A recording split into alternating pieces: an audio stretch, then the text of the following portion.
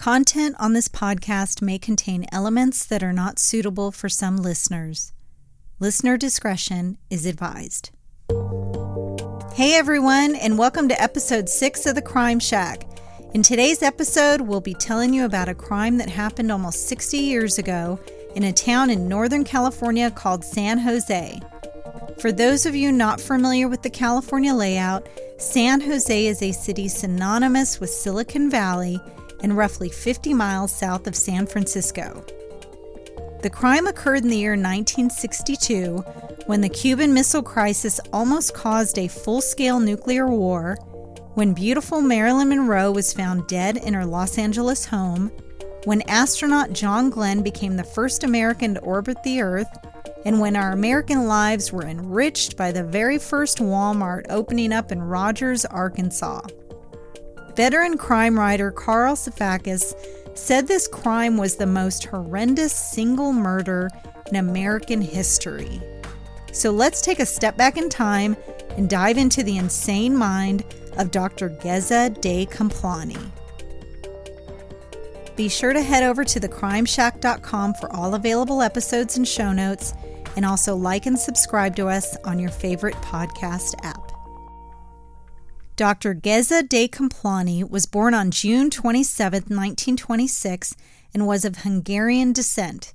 He had studied to be a heart specialist in Hungary, but decided to immigrate to the United States in 1957. When he arrived in the States, he decided to retrain as an anesthetist at Harvard and Yale before moving west to California, where he worked at a hospital in San Jose, California. 5 years later, in June of 1962, when Geza was 36 years old, he met another Hungarian immigrant, 25-year-old Hajna Piller, who was a former model, beauty contestant, and dancer. They married only a month later and moved into a new apartment in San Jose.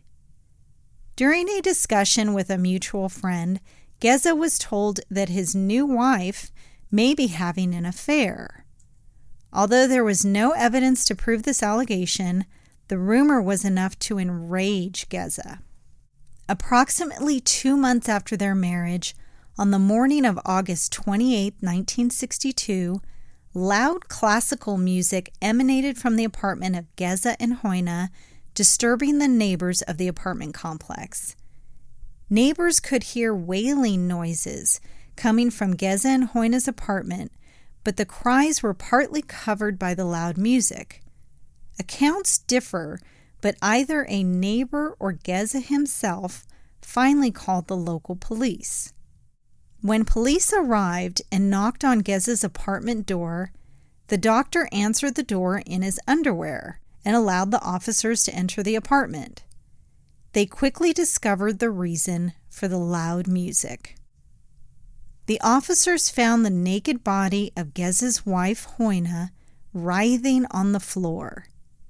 Geza had stripped her of her clothing, beat her, had bound her previously to their bed by her hands and feet, and had tortured her for up to 3 hours.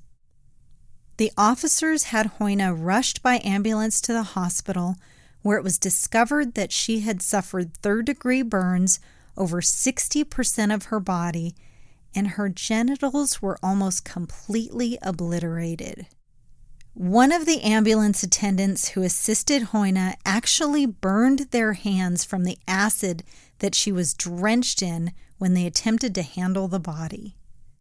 Upon inspection of the apartment, the acid, unknown at this point which chemicals were actually present, had reduced the bed sheets to rags and had burned a large hole in the mattress. There was a case containing several bottles of hydrochloric, sulfuric, and nitric acid along with rubber gloves next to the bed. Detectives found a note in the apartment written on a prescription form, which was assumed to have been written instructions to Geza's wife, where the following was written in Hungarian: "If you want to live, do not shout. Do as I say, but also die." Geza told the officers who arrived at his apartment that night that he was not trying to kill his wife. The disfigurement, he explained, was only to make sure that no other man would ever desire her. The reason behind Geza choosing those particular types of acids is unknown, but I'll explain the 3 types of acids that the doctor chose to use to torture his wife to provide you with some context. Hydrochloric acid is naturally produced by cells in our bodies to help digest food in the stomach.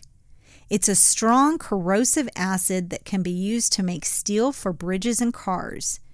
It's used in the chemical industry in a large-scale production of vinyl chloride for PVC plastic and is one of the chemicals that produces polyurethane foam and calcium chloride.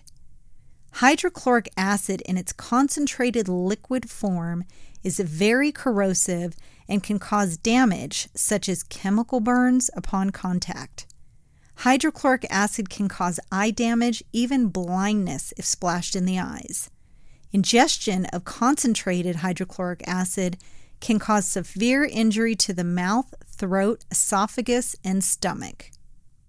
Sulfuric acid is another corrosive and irritating acid and can cause direct local effects on the skin, eyes, and respiratory and gastrointestinal tracts when there is direct exposure to sufficient concentrations.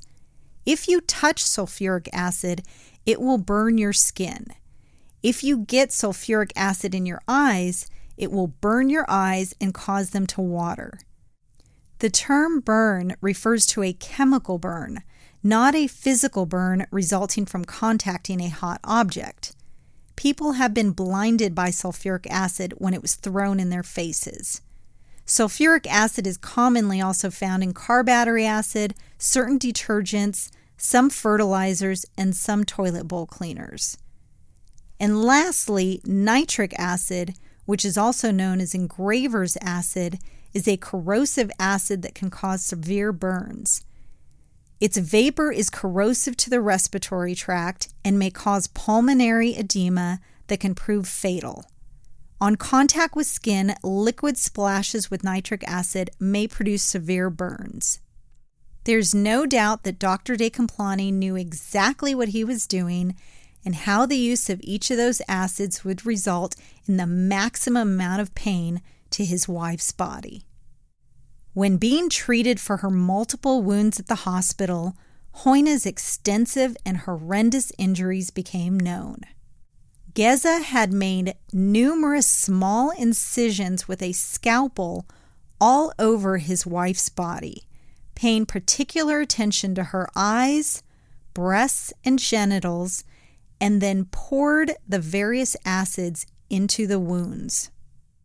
Hajna unfortunately did not die right away, but lived for 33 days in the hospital. Hajna's mother prayed for her death, and Hajna eventually succumbed to her injuries, dying on September 30th, 1962. Dr. de Kaplany was soon arrested and charged with the murder of his wife. Geza's trial began in January of 1963, and his defense argued, and Geza pled, that he was not guilty by reason of insanity. They claimed that he had an alter ego, or multiple personality syndrome, where he became a dashing French journalist called Pierre de la Roche, and it was this other personality who committed the monstrous crime. This alter ego went between caring and cruel modes of behavior depending on external stimuli. The idea behind the crime was that when Geza had heard the rumors of his wife's infidelity, he reacted, via this alternate personality, in a cruel and irrational way. Geza was calm in court, saying that he never intended to kill his wife, only to disfigure her so that other men wouldn't find her attractive. In court, when the prosecution showed post-mortem photos of Hajna's mutilated face and body when she lay in the San Francisco morgue, Geza shouted hysterically in the courtroom, "I am a doctor. I loved her. If I did this, and I must have done this, "Then I'm guilty." Geza unexpectedly pled guilty on the 7th day of his trial. Geza's attorney admitted that Geza was driven to insanity because of frustration over his own impotence, her inattentiveness to him, both emotionally and sexually, and an unfounded rumor that his wife was having an affair. During the trial, he claimed he never meant to kill her, but only wanted to destroy her beauty. 3 months later, on March 1st, 1963, the jury returned a guilty verdict and sentenced Geza to life in prison.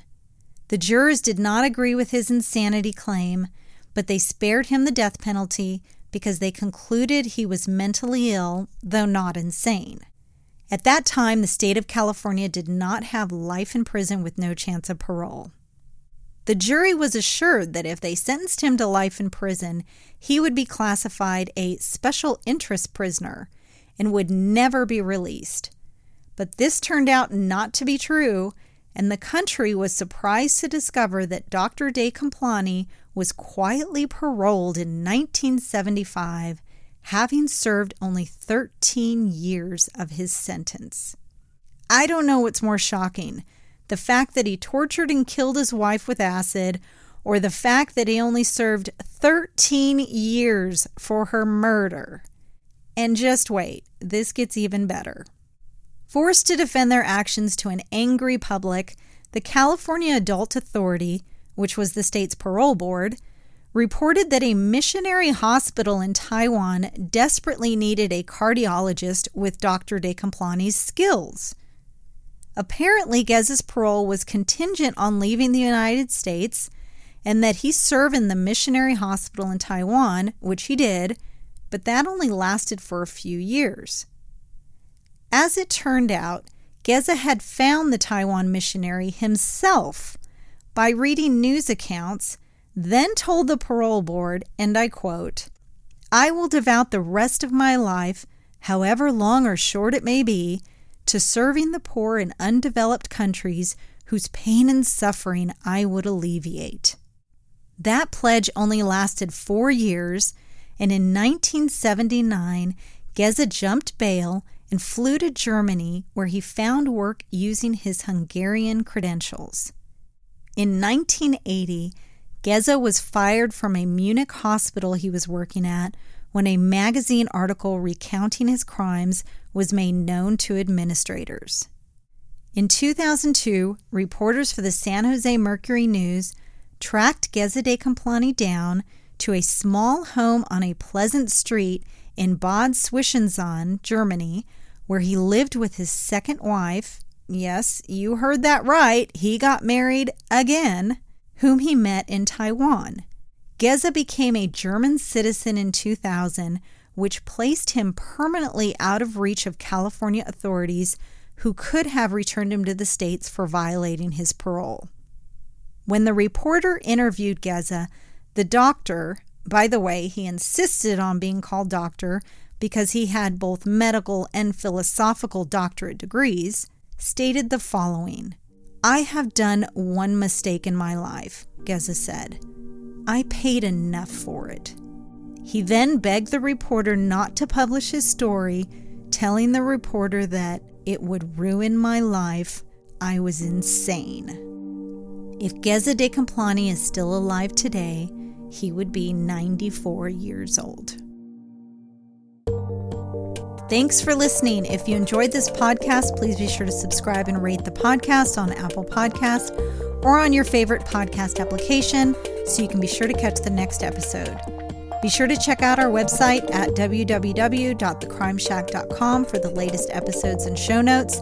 And be sure to follow us on Facebook and Instagram at The Crime Shack Podcast, and of course on Twitter at The Crime Shack.